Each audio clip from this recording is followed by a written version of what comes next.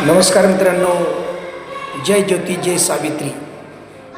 3 जानेवारी 1831 रोजी या देशामध्ये सावित्रीबाई फुले यांचा जन्म झाला. नायगाव, जिल्हा सातारा. मित्रांनो, आपल्या देशामध्ये ज्या काळामध्ये स्त्री घराच्या बाहेर पडत नव्हती त्या काळामध्ये खऱ्या अर्थानं शिक्षणाची जर सुरुवात कोणी केली असेल त्या आहेत माझे सावित्रीबाई फुले आणि महात्मा ज्योतिराव फुले.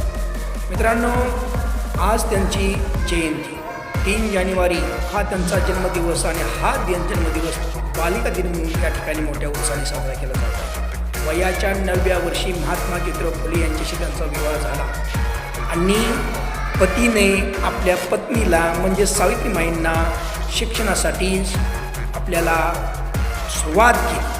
शिक्षण त्यांना देण्याची सुरुवात त्यांनी आपल्या पत्नीपासून केली आणि खऱ्या अर्थानं आपल्या पत्नीला साक्षर करण्यासाठी सर्वात जास्त योगदान महात्मा ज्योतिराव फुले यांनी दिलं.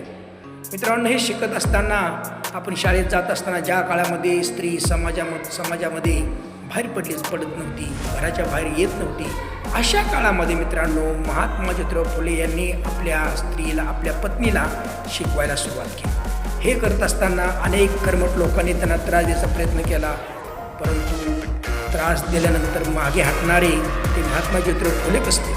महात्मा ज्योतिराव फुलेंनी त्यांना प्रत्युत्तर दिलं.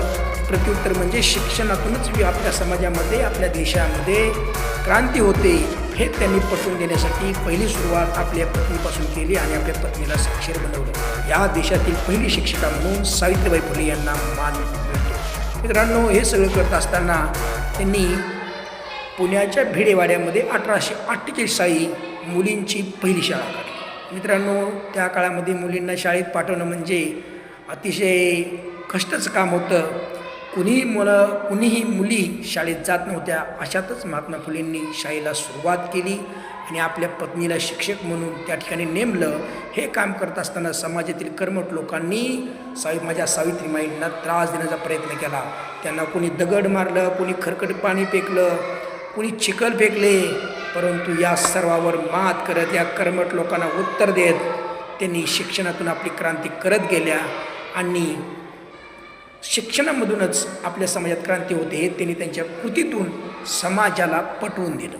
आणि म्हणून शिक्षणाची सुरुवात करत असताना एक स्त्री शिकली तर घर साक्षर होतं आणि एक घर साक्षर झालं तर घरातील सर्व सदस्य साक्षर होतात.